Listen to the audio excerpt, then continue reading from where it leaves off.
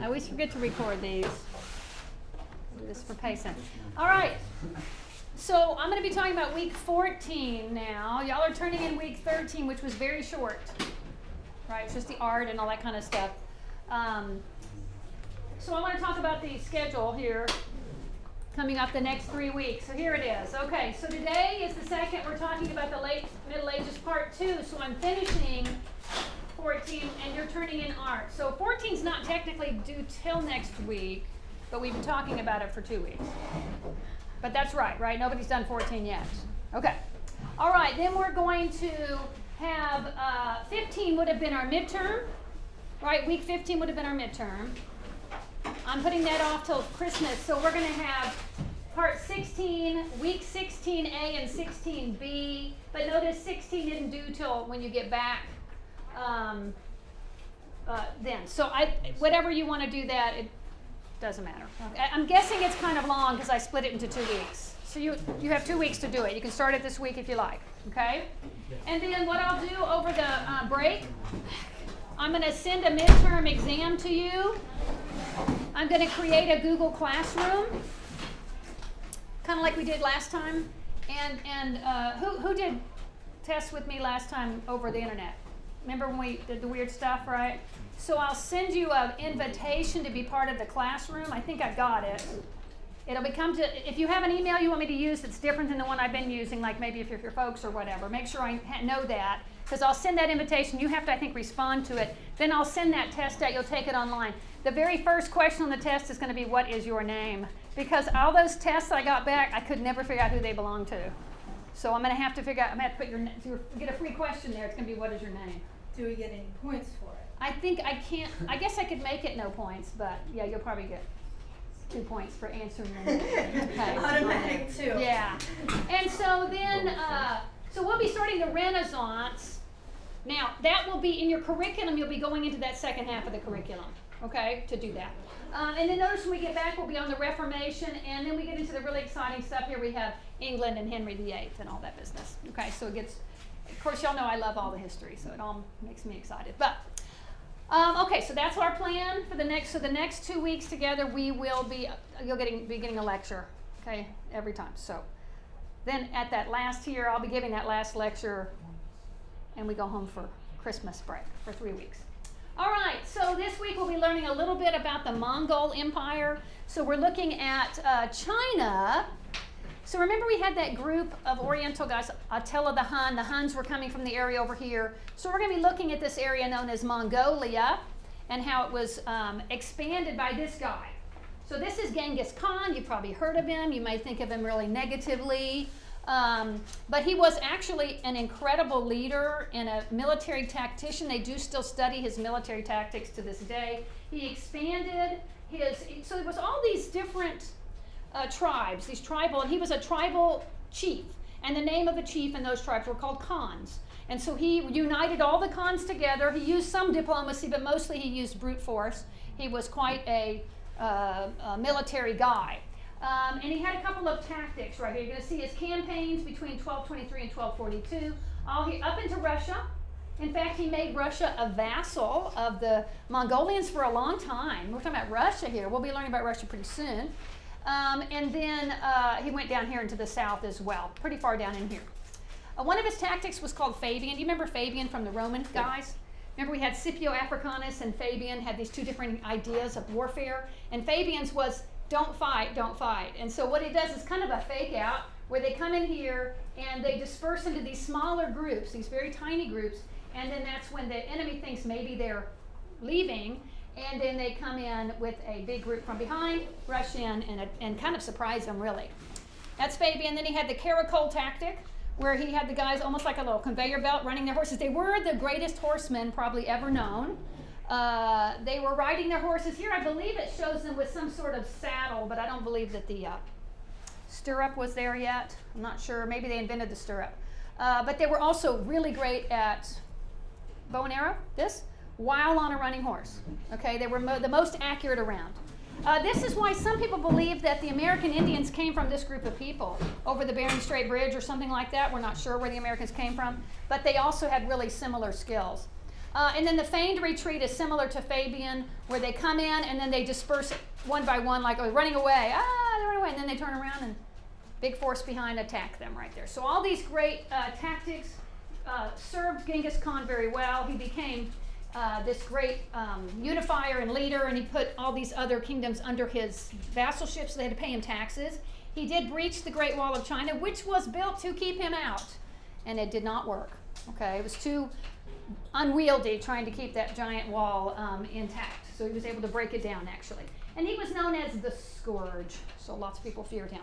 Now after him came a son who was not as very effective, but then his grandson. You may have heard of Kublai Khan.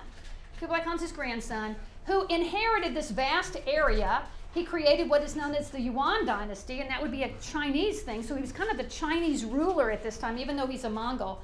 He wanted to be more European.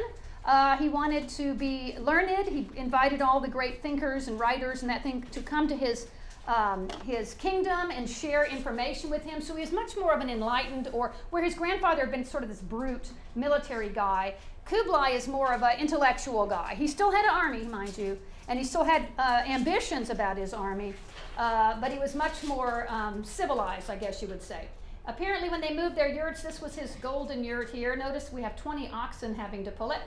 So quite a bit of opulence going on there. And he did try to invade Japan twice, and he was repelled twice, not by the Japanese warriors, but by weather. Big storms blew up. The big storm, these giant winds that the Japanese called the kamikaze winds, blew up and wrecked the boats of Kublai Khan. He was met by some Europeans. So this guy right here is a man named Marco Polo. You've probably heard of Marco Polo. He's kind of the beginning of our explorers. So he has, as a young boy, had gone out with his father and uncle from Italy up to this exotic place they had heard all these stories about, in the kingdom of Kublai Khan. And they called it Cathay at the time, but now is known as China. And he actually met with Kublai Khan. Now, Marco Polo was a little bit of a salesman.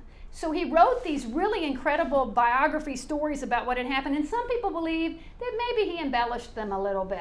But it gave everybody this kind of romantic idea about Kublai and how he was great. He talked about a pleasure dome that he went to and was in the most opulent palace he'd ever seen. And he had come from Italy, from Rome. He'd probably seen, where the popes lived and this kind of thing. So people were like, wow, it's amazing. He also saw a couple of things there. They fed him some stuff. They brought out a bowl, and it had these long, stringy things in it. And he said, this is really good. What's this called? And they said, it's called pasta. So pasta, he brought it back to Italy. Where we usually think of pasta coming from? Italy. Came from China.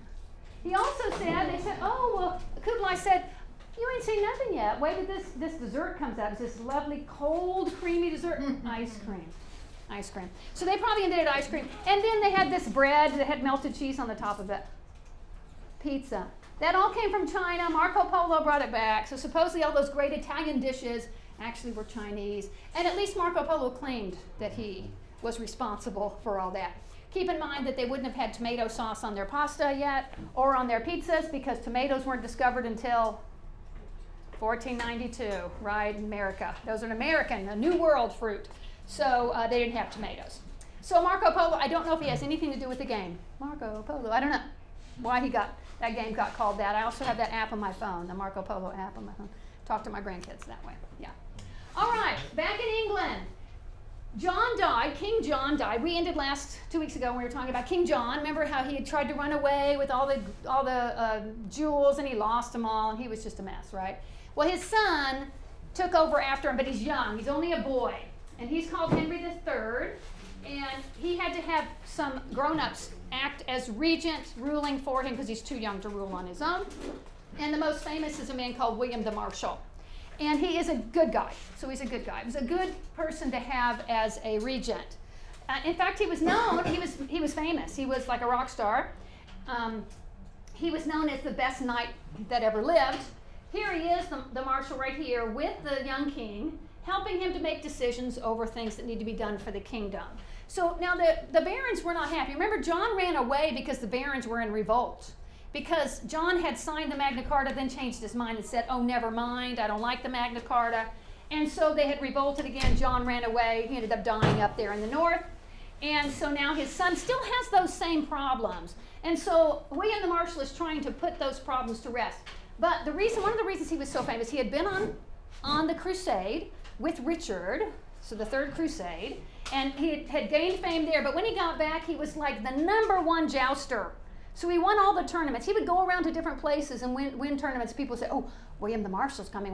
So he's a rock star, right? But he also had a level head on his shoulders, and he really did help the young king. So the barons will revolt again against the king. They see their chance. They say, okay, we have a young kid here. We can force our way to get him to sign the Magna Carta again, which he did. Okay, so the barons were successful. One of the leaders of the barons was Simon de Montfort, and Montfort won several of the battles. He usurped most of the king's power. By this time, William the Marshal actually had died, and leaving the king. The king was probably about 20 at this point, and he didn't have anybody to help him, and he thought, I'm old enough, I can do this on my own. But he lost most of his power to Simon de Montfort. Now, Montfort was a baron, so he was a rich man, and he owned a lot of land, and he reformed the House of Lords. So the House of Lords was the Parliament of England. All right, so one of the things the Magna Carta stated was it was the Parliament's job to raise taxes. And so therefore, if the Parliament's raising taxes, who's making those decisions?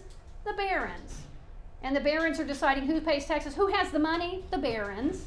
So there's a little bit of a conflict there because they're going to say, no, we don't want the taxes to go up because that's just going to be money from me. But he did reform that, and then we're going to see that when William died, his son became Edward the First Longshanks. Longshanks because he had long legs. Okay, it literally means long legs. And he ran very fast because of that. So he's a tall guy. And so what he decided was he said, okay, I want Parliament to go. So the king could call Parliament into session, and then the Parliament could debate. So if the king needed money for something, let's say he wanted to build a new castle, and he said, well, I need some tax money, but my father has just re-signed the Magna Carta. I can't get money on my own, so I'm going to call Parliament in to gain some money. He tries to talk the barons into getting him money for his new castle. If they say no, then he doesn't get the money. So he said, you know what? I don't believe this is fair. I believe there's a conflict of interest here. So we need to have a second house of legislation. Like it's called a bicameral legislature, like we have in America. We have the Senate and we have the House of Representatives, right? So they're going to have the House of Lords who come into their seat of power by virtue of birth. You know, they were born into it. And he said, I would like to have something called the House of Commons. House of Commons would be people who are landowners that are not necessarily in the royalty or the gentry, but they could be elected by the people. And so therefore they could maybe look at the interests of the people more. So this made the king popular with the people. Today in England they still have a House of Lords and a House of Commons. Do you know which one is more powerful? No, the House of Lords is really just ceremonial. The House of Commons makes all the laws in England. And the guy that runs the House of Commons is called the Prime Minister, right? So that really took off. So it was really Edward I, the grandson of John, who established the House of Commons. I did make it much shorter than it really is. Much more complicated than that, but it gets into a lot of boring political stuff. So essentially, he set up the very beginnings of the House of Commons. All right, one of the first things that Edward I, we have 3 Edwards we're going to be looking at now, Edward I, II, and III. Edward I and Edward III are the most famous, and the guy in between is a little bit of a goofball. Okay, so the first thing that Edward wanted to do, so we see Henry died, Edward becomes the king. He wanted to make sure that Wales knew that they were part of the Kingdom of England. He wanted the Welsh to realize that he was their king too. But the Welsh were odd people.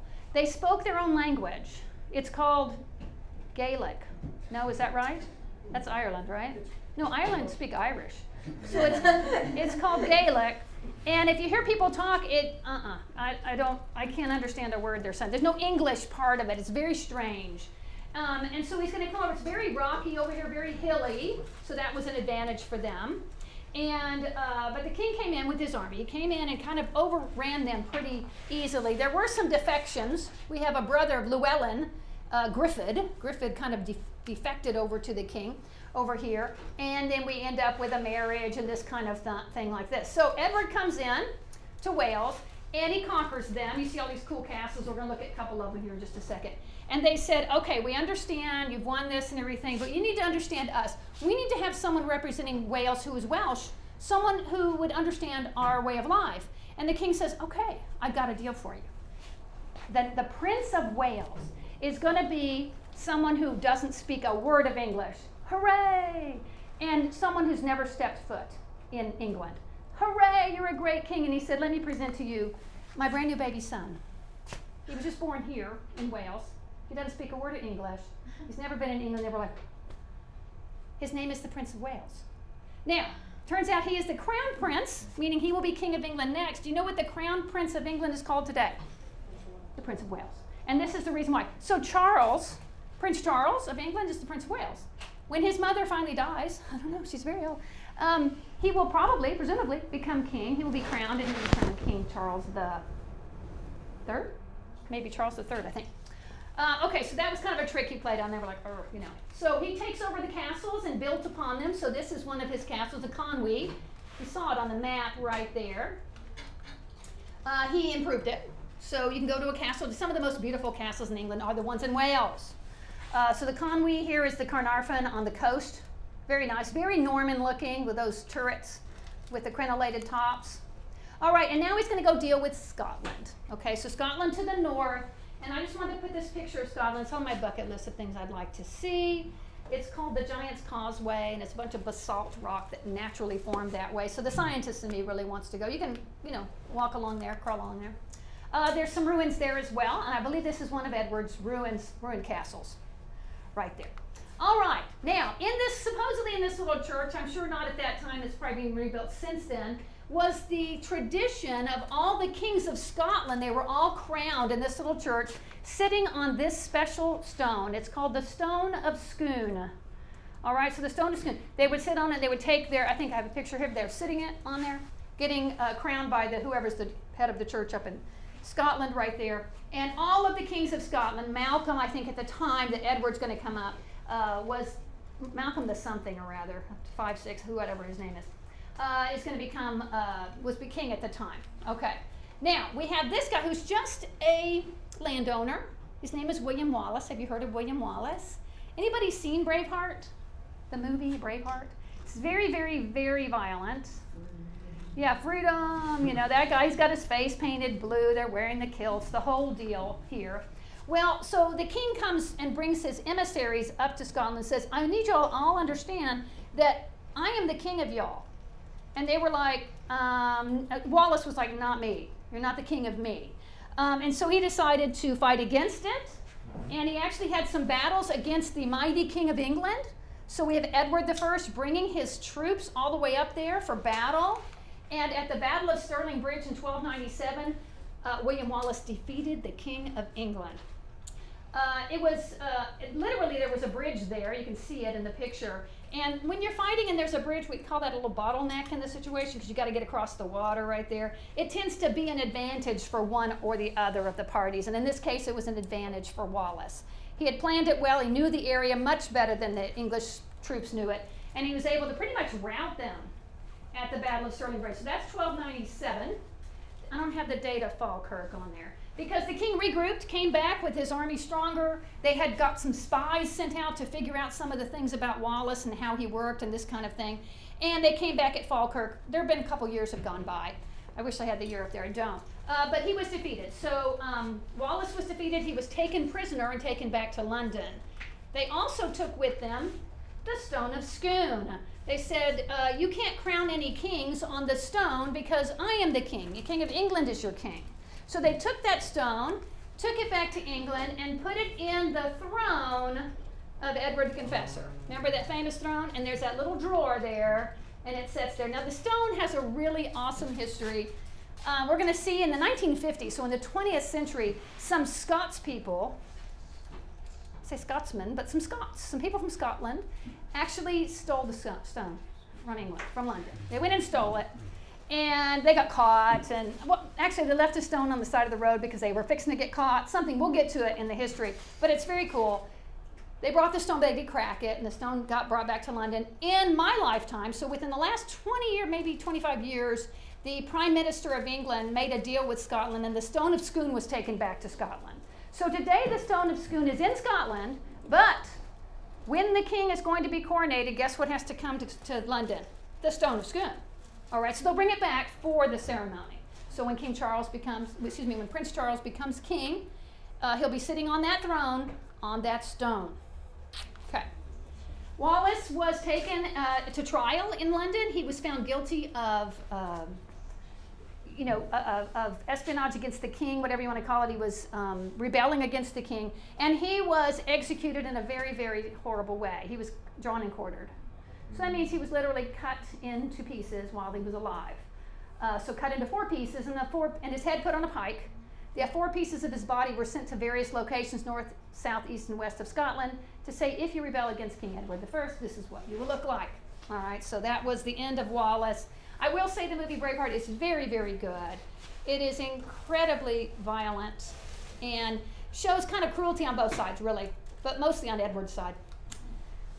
All right, so Edward died on his way back up to Scotland to put down a new rebellion, because while they had taken care of Wallace, who was never the king, he was just a powerful, baron of some land, the guy who claimed to be king after Malcolm died is named Robert the Bruce. You may have heard of him as well. And he is now asserting his power. So Edward says, I will send up another army. And as he's literally with the army, and as they're going, he died on the way up. And his son was with him. His son becomes Edward II right here. And he said, I will be like my dad, and I will conquer the Scots. Well, he wasn't nearly as successful as his father. He wasn't nearly the man his father was. He was a little punk. He was kind of a punk. All right, here's Robert the Bruce. To this day, he's a big hero in Scotland. In fact, he's a bigger hero than Wallace is. I think only after that movie came out did the people of Scotland say, oh, yeah, William Wallace, we like him too. But really, Robert the Bruce is the one who's their big hero. There's a great story, a legend, that says that he had been chased hither and yon by the king's army, and he was always being defeated. Some people relate it to King David in the Bible, how he was running away from King Saul, and how he ended up in a cave, and he's like, I don't know what I'm supposed to do. This is impossible. I can't win. And he saw a spider, and the spider was making her web, and she was reaching out, making her web, falling and failing, and he watched it many times, and until she finally succeeded. He said, that's what God's trying to tell me. Don't give up. Keep up. So the story of the spider spinning its web. And sure enough, he got his army together, he mustered his troops, and he met the king's army at Bannockburn in 1314. It was a stunning victory for the Scottish, for Robert the Bruce. So he defeated the king's army here. And the king had to actually leave. The king had to, here it is, a big, violent, bloody area here in the fight right here. And the king actually left, went back home and said, well, I didn't like Scotland that much anyway, so I'll let them, we'll just let it rest for a while. I'll go back when I can get my troops stronger. So this is supposedly Edward. He had a bunch of little cadre of friends that were all just really frivolous and shallow, and he didn't take really being the king very seriously at this point, because he realized he could use the money to have a fun time. He thought it would be fun to be king. And so he had lots of parties. He did have a wife, a French wife. Her name is Isabella, and she was very disappointed in her husband, and she thought that he was not the man he should be to run the kingdom. So she had a friend named Roger Mortimer, and the two of them thought, well, why don't we bring up our own army? She was back in France. She goes, let's raise our own army, and let's have a coup, and we'll overthrow him. So when they did that, they invaded England. They captured Edward. He surrendered immediately. He really didn't have the stuff of fighting in him, and he abdicated. He was then put in jail. I think the prison was some sort of castle he was put into, and then he died.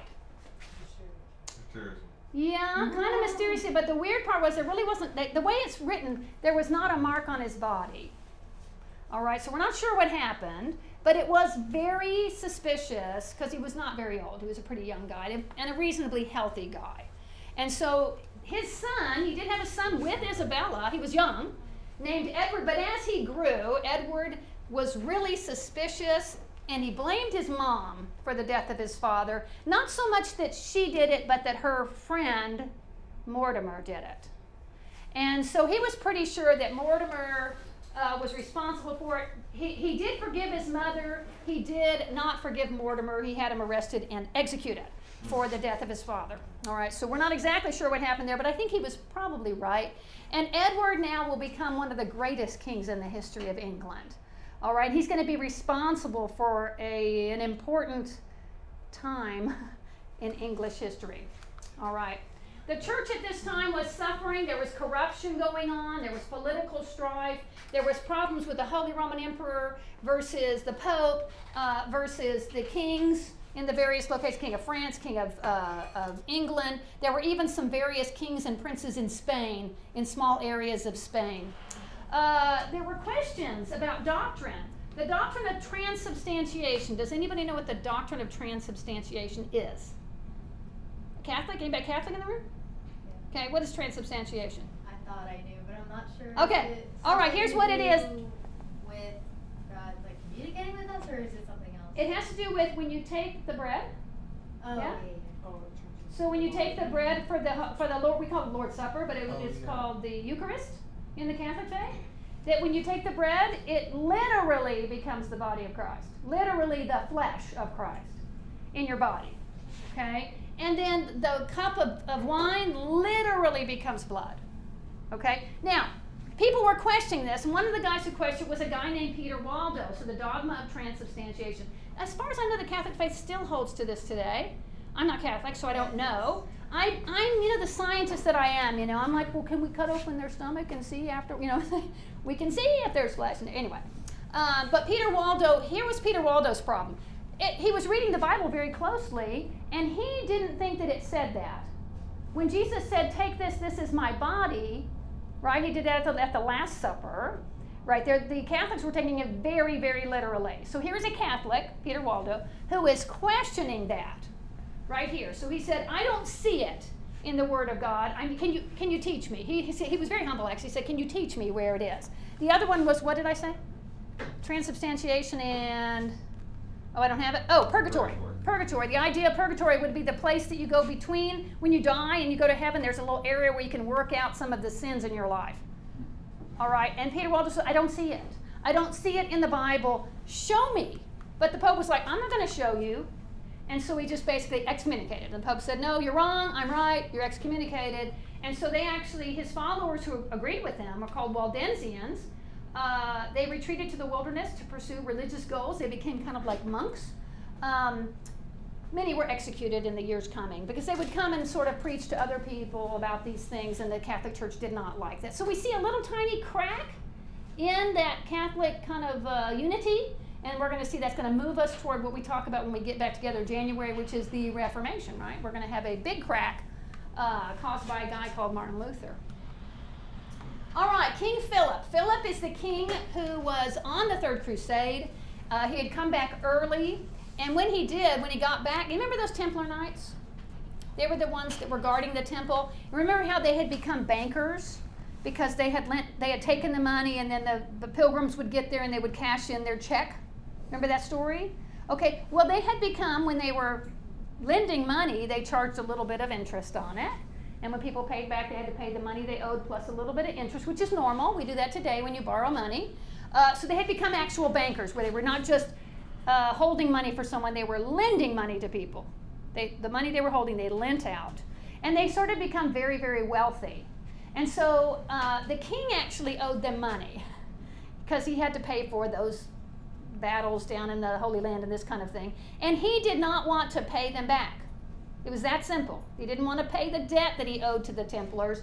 So he started putting out these stories that said, that the Templars have these meetings, and the meetings are in secret. What are they doing at those meetings? And they put these little rumors out. I think that they have human sacrifice. Okay, this was not happening.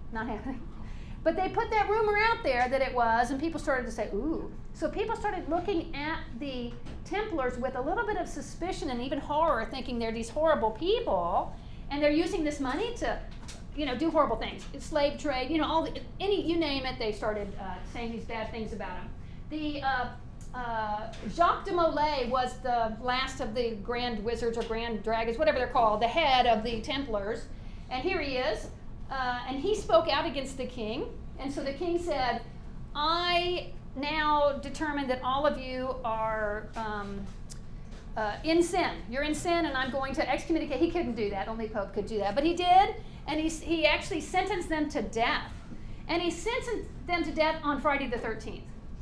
This is why Friday the 13th is considered a bad luck day, because it was really bad luck for the Templars, because they were burned as heretics. And so the whole idea of the Templar Knights came to an end on Friday the 13th this year, whatever it was, okay?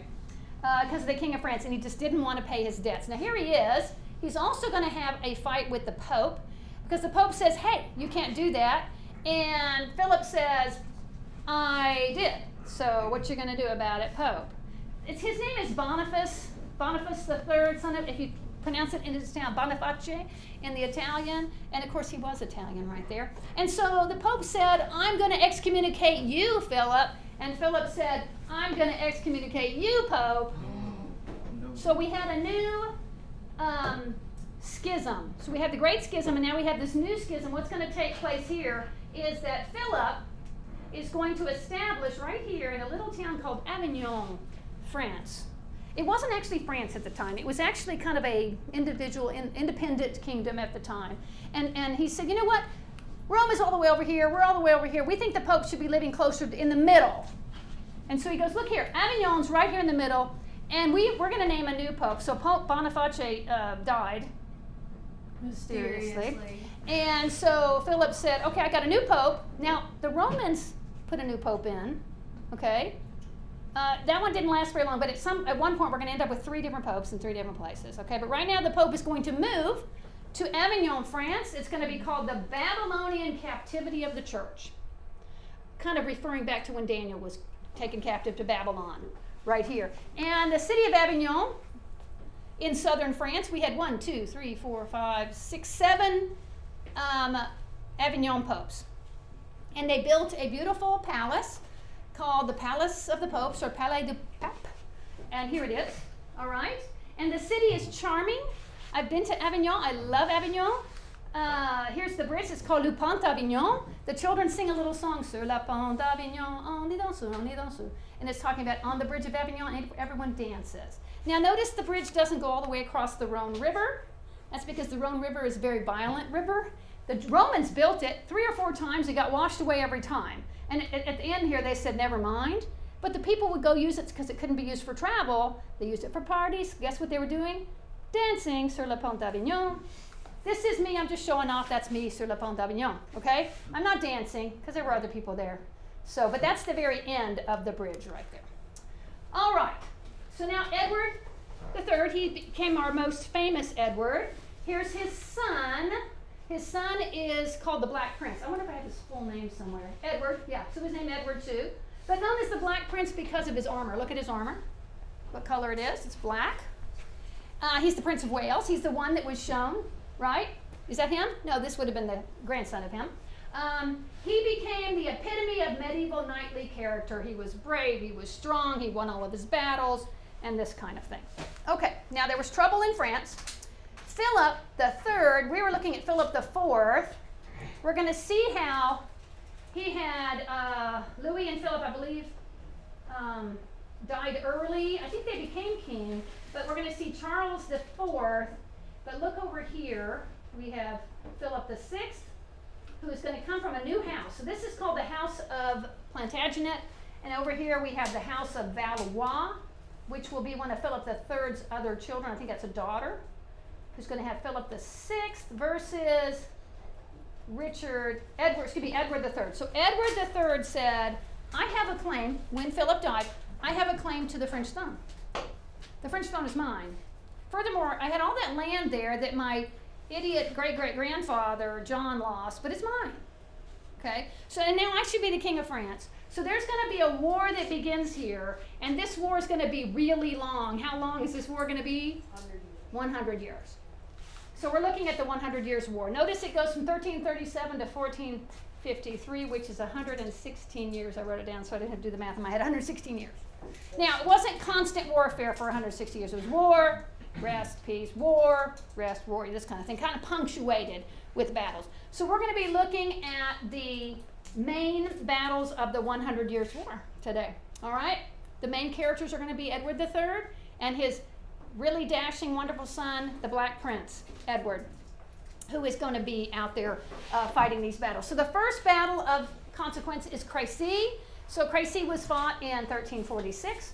We can see here the English here, all along here, and they have some sort of ditch that they dug or something. And then the French are coming in over here. The French have the French king plus a couple of other vassals, another actual king called King John of France, who was blind. And he fought valiantly even though he was blind.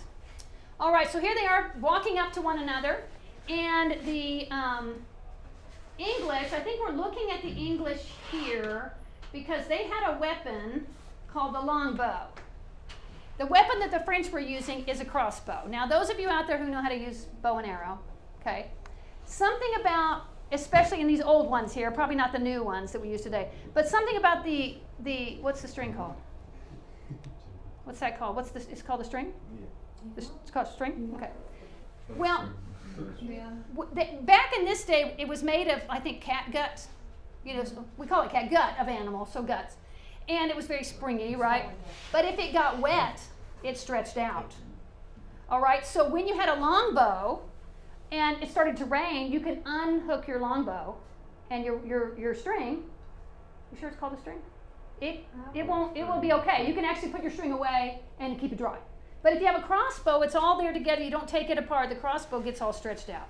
So the French had crossbows. It rained. Their crossbow string got wet, and their crossbows weren't as effective. The English take out their dry string and string their bows, and they have the longbow, which has a very much longer range. That's true, yes? A much longer range that goes. All right.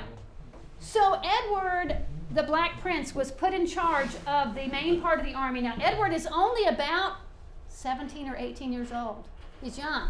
And his father says, let's put the boy out there and see what he can do. Let's see what he can do. So he tells him, he said, oh, somebody comes up to the battle's going very badly for the English. The French are coming in, and they come to Edward, and they said, Edward, you need to send the new, reinforcements in because, it's not going well. He said, no, let's see what my son can do. I have faith in him. And so he then says, I want him to earn his spurs. And so the winner was the longbow. And the Black Prince was in charge of that. And the Black Prince. So he did. And he won his spurs that day. His father was very proud of him, literally gave him some spurs, golden spurs, and said, yes, we've won that battle. So that's the first battle won by the English. It's all in France, by the way. All the battles are happening on the continent of France. And then they go up to so here they are. Remember, Normandy had traditionally been a part of England. They've taken it back now. And now the Battle of Crécy was right here somewhere. So they took this area of Maine back. They don't have Anjou back yet. But they want to go up here. Notice the closest spot is a city called Calais. Calais is famous for its lace. They still make it there today. But it's a nice and close. So he said, I really would like to capture this city so that I could bring my boats over much quicker. So he's going to go to Calais. He actually started a siege of Calais. We know what happens in a siege. They surround them, starve them out, and that's what they did. They actually had ships in the harbor right here, so they couldn't even get anything out by sea. So it lasted 11 months. It's a long time. And the people in Calais were literally starving. And finally, they decided to send out the guys who were in charge of the city. So they were like the city manager, the governor, what do they call, mayor, those kind of people. They're called burghers. You see how it's spelled. Here it is, burghers. The burghers of Calais were sent out. And when they came out, they're just the most pitiful looking things. And I believe they came out with chains on or something to show their humility, to beg for forgiveness, because what happens typically in a case like this is that they kept this army busy for 11 months. They should have surrendered earlier, said the king. I'm going to kill everybody. He decided to kill everybody in the city. They came out very humble. They brought the key to the city, And he wasn't interested in mercy, but his queen was there, Philippa, convinced him to not kill them. And she was very convincing, apparently, because he did let them go. They had to leave. They couldn't stay in Calais. They had to go. And so Calais became an English city. All the people of Calais going to find food, no doubt, because they're hungry. Here they are. See, they have ropes around their neck. We are your vassals. We are your slaves. He's about to have them killed. There's Philippa begging for mercy. And he listened. This is a very, very famous sculpture by a French sculptor named Rodin. And it is called the Burghers of Calais. That's the original, I believe. And I don't know, somewhere in France. Paris, I don't know where it is. Okay. Now, at this time, Edward decided he had a big party in Calais. He said, let's have a giant party to celebrate. And he created a new order of knight. Okay, like there was the Order of the Templars, the Order of the Hospitallers. He's going to have a new order. It's called the Order of the Garter. And it started because they were at a dance of some sort, and one of the ladies lost her garter. Okay, y'all, this is super embarrassing. Really embarrassing. Her garter has fallen off. And like, scandal. Her sock's going to fall down. You know, that's scandal. And so the prince saw it. I think it was the king saw it, and he said, I will use this as the symbol. So he saved her from, mortifying, conditions of society. He picks that up. He goes, this is the new mark of the order. It's called the Order of the Garter. The first member is his son, the wonderful Black Prince. There they are putting the garter on him. This is still an order today. It looks like this, and there are only 24 people allowed to be part of it today. So the head of the Order of the Garter is the Prince of Wales. That would be Charles today. And he has 24 people. I think it's him plus 24 people that get this really, really incredible honor to become, I think they have to be British. I'm not sure what it is, but they get this deal here, and they literally do wear a garter on their leg. I don't know if you can see it or if it's under their robes. I don't know. I don't know anything about that. Okay. All right. Now we're looking at 1348. So smack in the middle of the 100 Years' War, we're going to have this devastating pandemic. We know about pandemics, yeah? Okay, so this is a really bad one. Whereas with COVID we have 99.99% recovery, this is much worse. We're looking at like 50% recovery, 50% dead. That's bad. All right, so it's going to come from somewhere. We've decided now that it actually came from a tick on a flea. A flea on a rat. So let's see. Some good history here, y'all. Hello, I'm Remy, and this is my brother Emil. Hi. We're here to speak out on behalf of oppressed rats everywhere. Rats who don't have the access to media that our movie affords Speaking us. out? Yes, we have to. Rats need to take a You stand. said we'd sing something. Joke around. You did not say we were going to take a This stand. is important. Humans need to know. Humans need to Feed us. That's what you need to do. Leave some garbage out and we won't bother you. Just leave the lid on top of the can. Loose. All right, moving on. Rattus, the black rat, arrived in the West first, hitching a ride with the returning crusaders. In Europe, finding plenty of green filth, Don't forget filth. and more filth to eat, the black rat quickly prospered. Wait, hold on. This isn't how we rehearsed it. What's the problem? It doesn't go from rats and darkness to rats and death skulls. My script says rats. You and forgot the flea. The rats didn't cause the plague. The flea caused the plague. The flea is the whole point. Just give him the flea. No, not that one. There it is. That's disgusting. Xenopsilla chiapis, the rat flea. See, this guy here gave the plague to this guy here, a rat, killing the rat. Once the flea senses the cold dead rat, it prefers to find a warm live rat. But if a human happens to come along, well...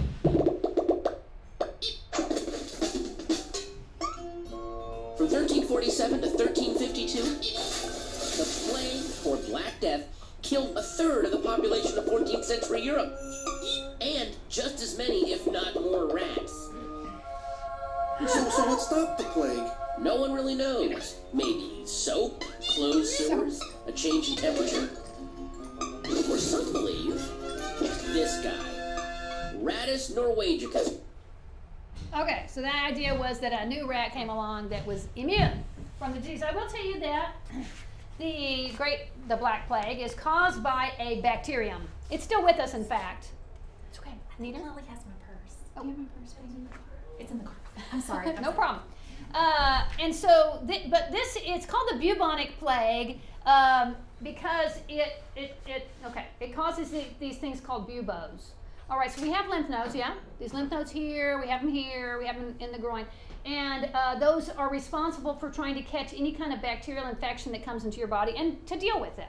But they were overwhelmed, and what happened was the lymph nodes would become very swollen and filled with blood.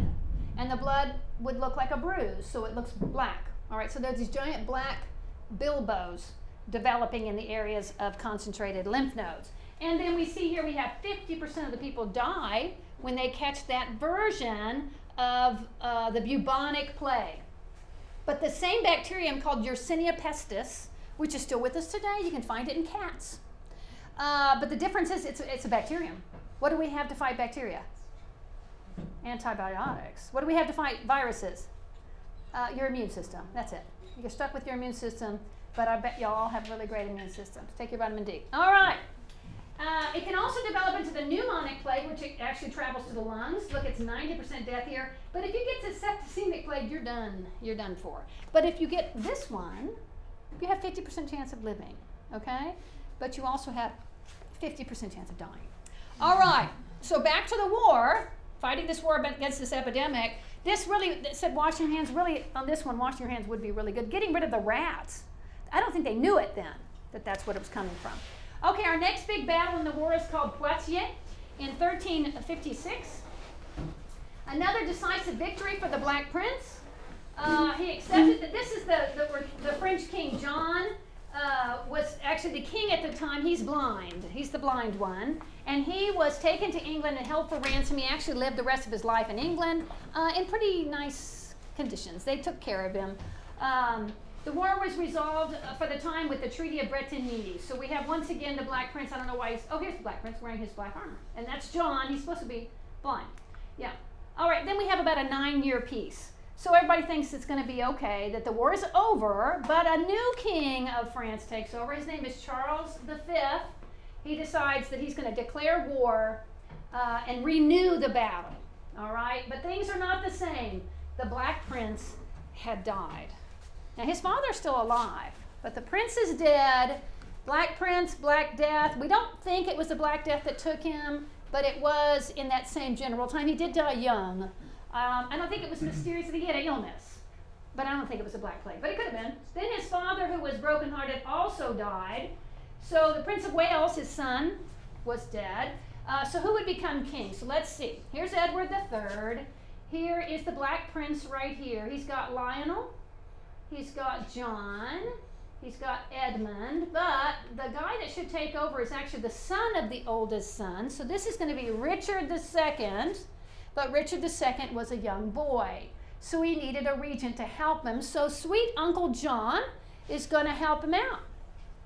All right, so, not that sweet. Notice here that John has a son called Henry IV. All right, he's going to become king someday. So here's Richard II.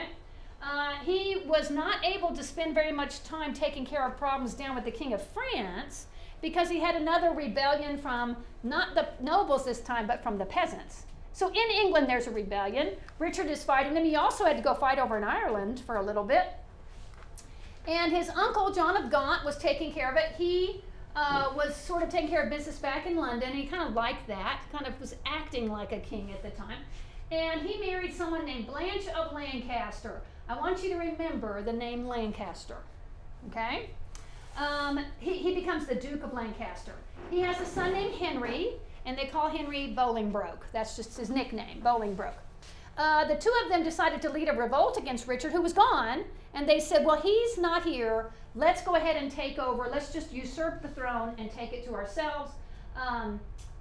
But Richard had a big enough army that turned around from where they were and were able to defeat them.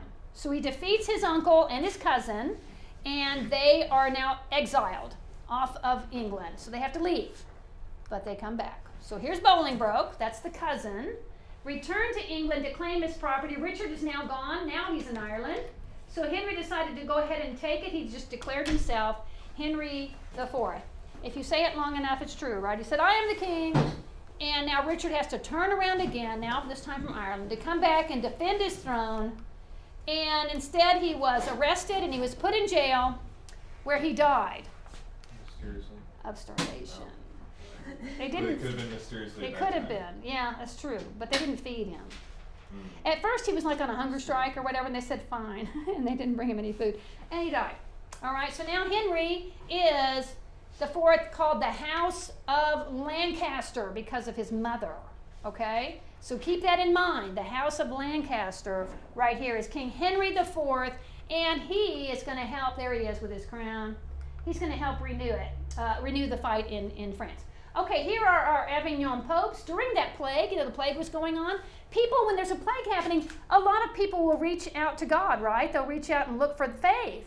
And these popes were no help at all. At a time like this, the pope should be the person that comes down, has faith in God, and says, I'm going to take care of you. These guys isolated themselves. One of them, in that palace of the popes in Avignon, sat down and had people light continual incense around him, so he was in a smoke of constant incense, so that he wouldn't catch it, but he didn't help the people at all. That's not a very good priest right there. He's not helping the people. But there were other people like this guy who was questioning the popes and how they weren't any help. His name is John Wycliffe. You may have heard of Wycliffe. The Wycliffe Society is still active today. They make Bibles. He's the first guy to really get the Bible printed in English, actually. And his group were called the Lollards. I think they were called the Lollards. I might be wrong on this, but I think it had something to do with singing. That they would go around and they would go help the people. So here they are with people who were having plague. He sent everybody out and said, go take care of those people with the plague. And the deal is, should they be afraid of catching it? Well, sure. But if they're doing God's work, do you think God's will would be done? And either they would catch it and die because God willed it, or they would catch it and not die, or they wouldn't catch it. But they lived by faith, not by fear. Whereas those popes were showing a life of fear. And so I really think these guys are very heroic to go out and do that. And later on, Wycliffe is going to be arrested and for going against what the Catholic Church wanted. So he'll be another one of those kind of rebels. I think they call him the morning star of the Reformation, in fact, sort of the beginning of that crack is widening just a little bit. Okay, so Charles V is called Charles the Wise. He slowly gained back everything that Edward III had gained with his son at the beginning of the 100 Years' War. When he died, he left the crown to his young son, Charles VI, who became called Charles the Mad. Now, he's called Charles the Mad because he's crazy. All right, and I don't just mean he's just acting crazy, he's insane. And in fact, they had to keep him locked up in a room because he would hurt himself and hurt others. He literally had some sort of mental disorder.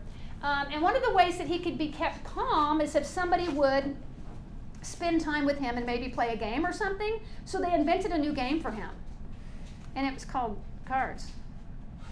So, and the kings and the queens were the kings and the queens because that was like him and his, dad and all these people. So cards were invented by the French at this time for Charles the Mad, Charles the Crazy. All right, speaking of crazy, we have a pope in Avignon. His name is Clement VII. There is a pope in Rome, and then we have another, maybe this is Rome, another pope. So at this point we have what is known as the Papal Schism. It actually had started with the Avignon popes, but now there's big fights within the church. The Avignon popes are pretty well established at this point. They, I think, ended up being there 70 years or so. But now we have these two guys. No one could really decide who the pope was, and so there was like all this, almost like teams. You would pick what side you were on, and eventually they're going to get through this, and we'll end up with one pope, and it'll be back in Rome. But at this point, we still do have the three, especially the one in Avignon. Which brings us to Henry V. Now, Henry V is the next. I know his hairdo is really disturbing, but this guy is amazing. He's an amazing guy. I wish I had a better picture of him. So he would have been Henry IV's son, and he's going to renew the fight in France. He read about the glory of the Black Prince, and which would have been his uncle, right, his great uncle, and he wanted to go kind of recreate that and get that land back in France. He spent his whole youth determining to do that. He's going to go down to France and fight probably the most important battle, hint, hint, of the 100 Years' War, okay? And it's called Agincourt, okay? He's going to fight Agincourt. Now, we're going to watch a clip from a movie called Henry V, a Shakespeare movie. Okay, they're going to be speaking Shakespeare here, y'all. So if you just hold on for a minute as you listen, you'll catch on. It's English, after all. It's just the way, it's beautiful, if you ask me. I love Shakespeare. And he has an army down in France in a place called Agincourt. The French army has come up and kind of met them a little earlier than they were ready. They don't have everybody there, so they have a small group. And so the king is going to talk his guys into fighting this battle. All right, if you watch really closely, you'll see, do y'all know who Christian Bale is, the actor Christian Bale? Yeah, he's in here, but he's about 10 years old.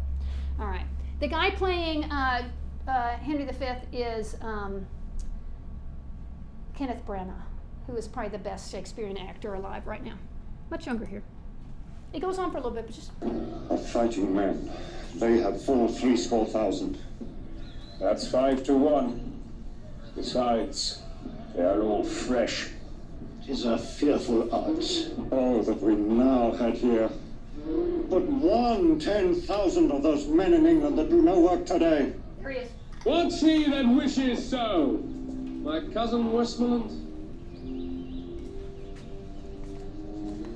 No, my fair cousin. If we are marked to die, we are enough to do our country loss. And if to live, the fewer men, the greater share of honor. God's will, I pray thee, wish not one man more.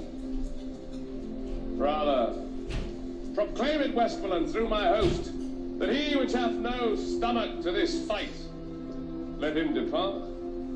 His passport shall be made, and crowns for convoy put into his purse. We would not die in that man's company that fears his fellowship to die with us. This day is called the Feast of Crispian.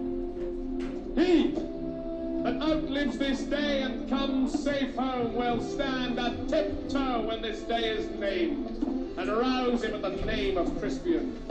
He that shall see this day and live old age will yearly, on the vigil, feast his neighbours and say, tomorrow is St. Crispin's. Then will he strip his sleeve and show his scars, and say, these wounds I had on Crispin's day.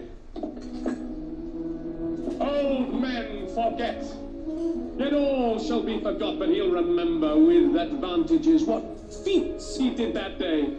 Then shall our names, familiar in their mouths as household words, Harry the King, Bedford and Exeter, Warwick and Talbot, Salisbury and Gloucester, be in their flowing cups freshly remembered. This story shall the good man teach his son, and Crispian shall ne'er go by from this day to the ending of the world, but we in it shall be remembered. We few, we happy few, we band of brothers, for he today that sheds his blood with me shall be my brother. Be he ne'er so vile, this day shall gentle his condition. And gentlemen in England, now abed, shall think themselves accursed they were not here, and hold their manhoods cheap, whiles any speaks that fought with us upon St. Crispin's Day. That's Christian Bale. Okay, one of the greatest speeches ever written right there. That's Shakespeare. If you get a chance to watch over Christmas, if you watch the movie Henry V, tell me about it. I'll give you extra credit. I'm telling you, it's awesome. It's so good. We're going to watch another clip here in just a second. Guess what happened at Agincourt? The English won against all odds. Henry won. They actually signed a Treaty of Troyes in 1421, and one of the deals of the treaty was that Henry would marry the Princess of France. All right, so he's going to marry her, and their son would be the next king of France. So now he's going to be the king of England, and his son will be king of France and England. So he just reunited everything. So he won everything, y'all, with this one battle. He won everything. Now, getting to know his new wife, it's hilarious. Okay, so we're going to play another clip. I hope it's not, yeah, we're good for time. the clip is him trying to get to know his wife. He doesn't speak French. She doesn't speak English. She speaks a little bit of English. You'll see the little bit. And they're trying to understand one another. And he's trying to tell her that he's excited about, he's got this wife. So they call it the rough wooing of Catherine. Okay, so, and so he's going to be, and it's really very funny. The other thing is that this actor, his name is Kenneth Branagh. The actress is named Emma Thompson. And they're actually married in real life at this time, not anymore.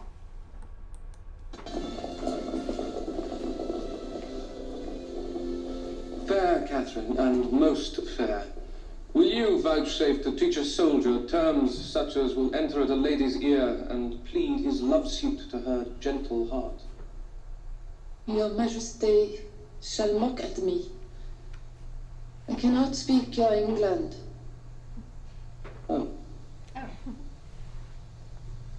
Fair, Catherine, if you will love me soundly with your French heart, I will be glad to hear you confess it brokenly with your English tongue. Do you like me, Kate? Pardonnez-moi, I can't tell what is like me.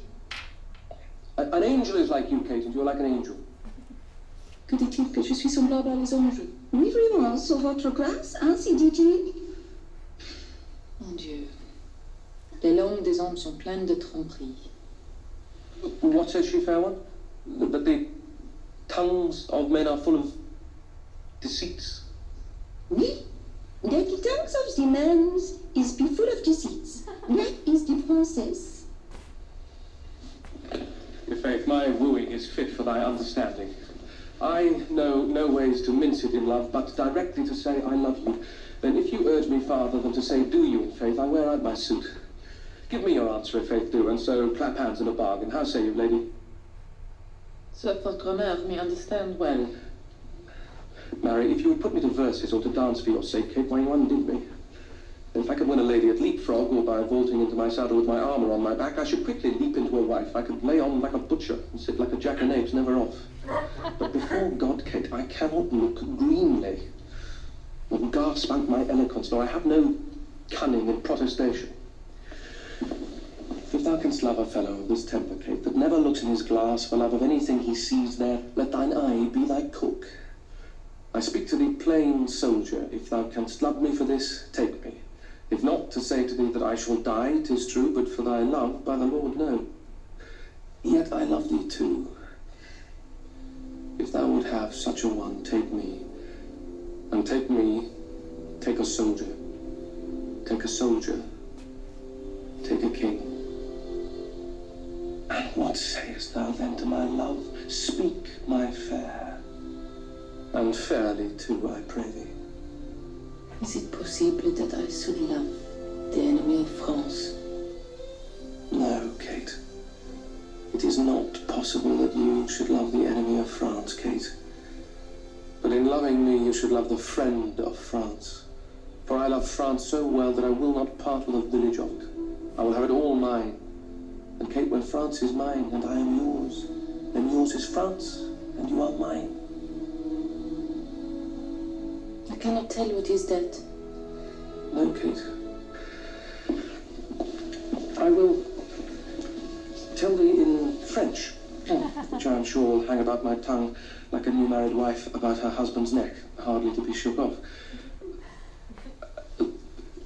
Je compte sur la position de France et quand vous avez la position de moi, let me see. Donc, votre et France, et vous et mien.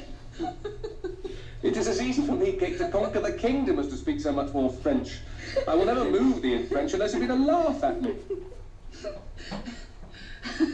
Sauf votre honneur, le français que vous parlez, il est meilleur que l'anglais lequel je parle. No, faith, it is not. But tell me, Kate, canst thou understand thus much English? Canst thou love me? I cannot tell. Well, can any of your neighbours tell, Kate? I'll ask them. bei meinen On Okay, so we'll end it there, but it's so good, and it's still the Shakespeare play right there. All right, so they got married. She did comply, yeah, and she is Catherine of Valois is her name. We need to remember her because sadly Henry goes back to England and he died young, and so but they have a son who will be Henry VI, and he would become King of England and France. But now that Daddy is dead, all right, there's the Dauphin. The Dauphin is the Crown Prince of France, but he lost everything when the Battle of Agincourt. And so at this point, the Dauphin says, I think I should be the king, and we'll leave Henry to England over there. So here he is. He's called Charles VII. Okay, so he's the son of Charles the Crazy, Charles the Mad, who did have a wife and a child. Here he is. And he's gonna take over. He said, no, I would like this, which renews the battles. So the 100 Years' War is continuing now. So the battles renew. Henry's gone, and so we're going to see who the next king is. I don't even know. But right here, Charles VII is not well supported by the French.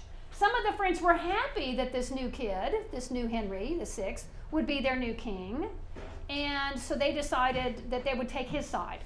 So the Burgundians, for instance, take his side, and other ones. But then what happened is, an important person came along who had a message from God to give to King Charles, to tell him to not fear, but that God was on his side. Do you know who the person is?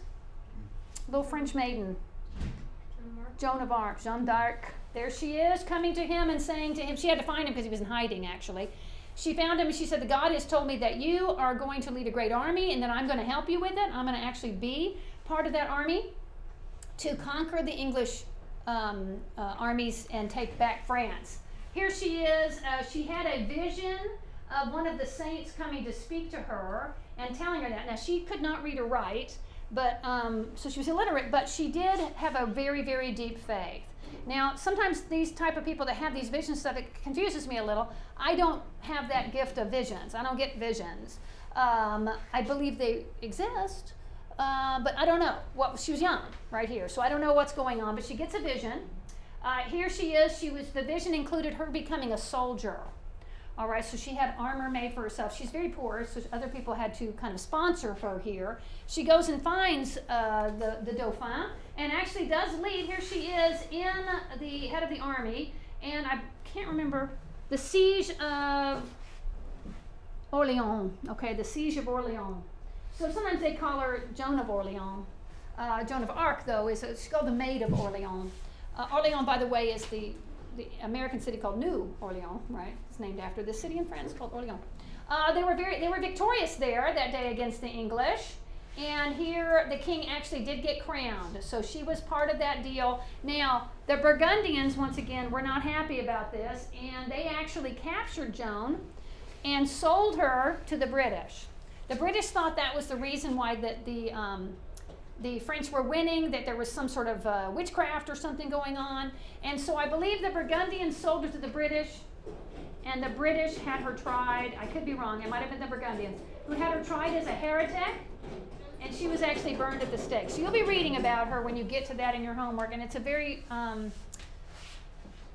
compelling story about Joan of Arc, kind of tragic and sad, although she did fulfill her mission, and then she died by being burned at the stake. And she did face it very bravely. You can see she's holding her cross there, and she died well. I guess you could say it that way. Now, so here we're going to see the French holdings, all the orange, and all that England had left was a little bit of Aquitaine down here. And then after the 100 Years' War, they gained Poitiers. They actually had gained this. I guess they lost it by now, but they gained all of Aquitaine back. All right, so we can still see that France mostly belonged to the French king, but we do have some gained back right here down in Aquitaine. So that's the result. Oh, this is after, oh, I have another map. Okay, I was about to say, what's going on? This is after Poitiers. So this is midway during it. They had gained that. And then we can see then the siege of Orleans. The English had gained all this. And then look what happened at the very end. So even though most of the really exciting battles that took place were won by the British, mostly we have Poitiers, we have Agincourt, We have that first one, Crécy. Those were all won by the English. At the end, who won the 100 Years' War? The French. They have everything. Remember, in fact, this should show here, remember the Siege of Calais? It should actually show Calais still being owned by England. England owned Calais for a long, long time, even to the time of Henry VIII. So that should still be looking green right there. But the rest of it goes to, even all of Aquitaine goes to the King of France. All right, and I am done with y'all.